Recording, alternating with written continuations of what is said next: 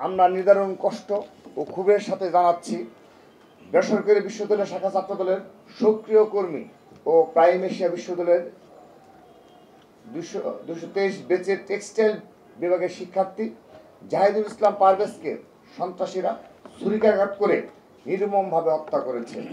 ইন্না লিল্লাহি ওয়া ইন্না ইলাইহি রাজিউন। শনিবার 19 এপ্রিল 2025 বিকাল 4টায় বিশ্ববিদ্যালয় ক্যাম্পাসের সামনে এই বর্বর ঘটনা ঘটে। মরহুম জাহিদুল ইসলাম পারভেজ ময়মনসিংহ জেলার ভালুকা উপজেলার বিরুনিয়া ইউনিয়নের বাসিন্দা। আমরা মরহুমের পরিবার, আত্মীয় স্বজন ও সহপাঠীদের প্রতি সমবেদনা জানাচ্ছি। আমরা জেনেছি ঘটনার সূত্রপাত হয় যখন তিনি বিশ্ববিদ্যালয়ের আরও 2-3 জন শিক্ষার্থীদের সাথে বিশ্ববিদ্যালয়ের সামনে বসে সিঙ্গারা খাচ্ছিলেন। এমন সময় মেহেরাজ ইসলাম এবং আরও 2 জন ছাত্রী সহ কয়েকজন ওই পথে হেঁটে যাচ্ছিলেন। হঠাৎ করে তারা পারভেজকে উদ্দেশ্য করে, এদিকে তাকাচ্ছ কেন, এদিকে তাকালে চোখ তুলে নেব, এ ধরনের টিজিং ও উস্কানিমূলক বক্তব্য করতে থাকেন। পারভেজ জবাবে বলেন, কি দোষ করেছি ভাই। এতে তারা আরো উত্তেজিত হয়ে ওঠে। এক পর্যায়ে উভয় পক্ষের মধ্যে হাতাহাতি শুরু হয়। বিষয়টি মীমাংসার জন্য বিশ্ববিদ্যালয়ের প্রক্টর ডক্টর আব্দুস সালাম হস্তক্ষেপ করেন এবং উভয় পক্ষকে মীমাংসা করে দেন।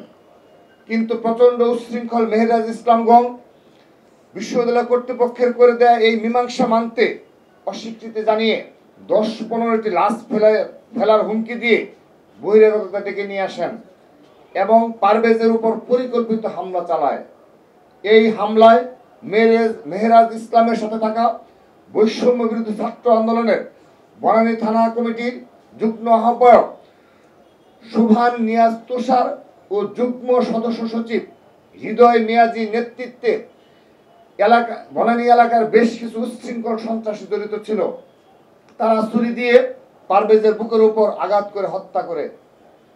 বিশ্ববিদ্যালয়ের প্রক্টরের মীমাংসার পর যখন সন্ত্রাসীরা হুমকি দামকি দিচ্ছিল, তখন শহীদ পারভেজ বিশ্ববিদ্যালয় কর্তৃপক্ষের কাছে নিরাপত্তা চেয়ে আকুতি জানিয়েছিল। কিন্তু কর্তৃপক্ষ বা প্রশাসন কোনো ধরনের সহায়তা করেনি।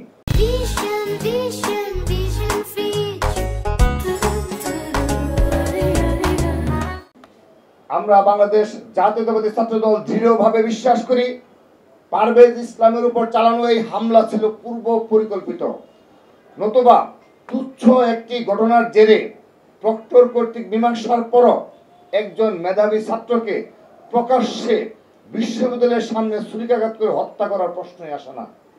আমরা এই নৃশংস হত্যাকাণ্ডের তীব্র নিন্দার প্রতিবাদ জানাচ্ছি এবং অবিলম্বে এই হত্যার সাথে যারা জড়িত সন্ত্রাসীদের দ্রুত গ্রেপ্তারের দাবি জানাচ্ছি।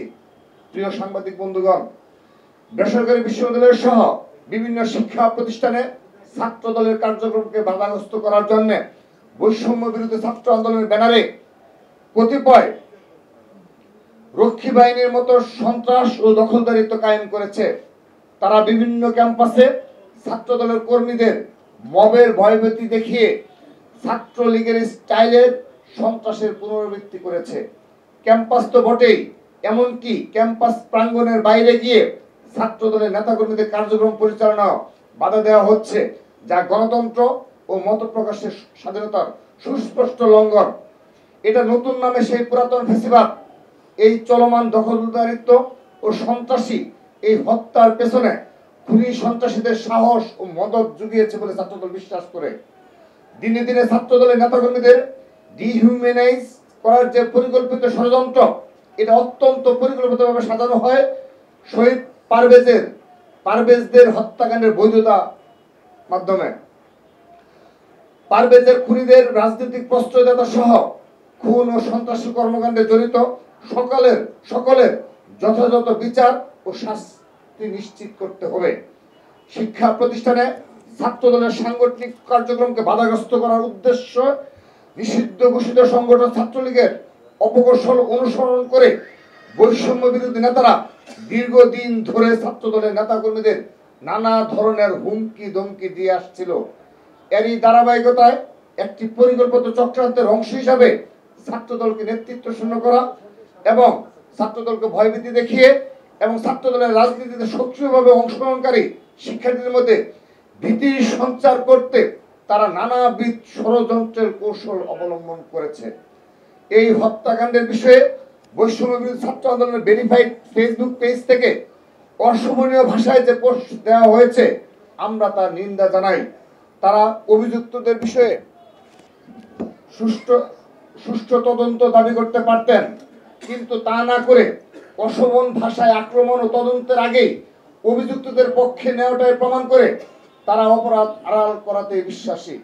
আমরা মনে করি এই সংগঠনের প্রতিটি কমিটিতে যেভাবে সাবেক ছাত্রলীগ সন্ত্রাসীদের ঠাঁই দেওয়া হয়েছে, তারা যেভাবে সাবেক ছাত্রলীগারদের পুনর্বাসনের দায়িত্ব নিয়েছেন, এই অশোভন ভাষা সেই প্রক্রিয়া ও চরিত্রের বহিঃপ্রকাশ।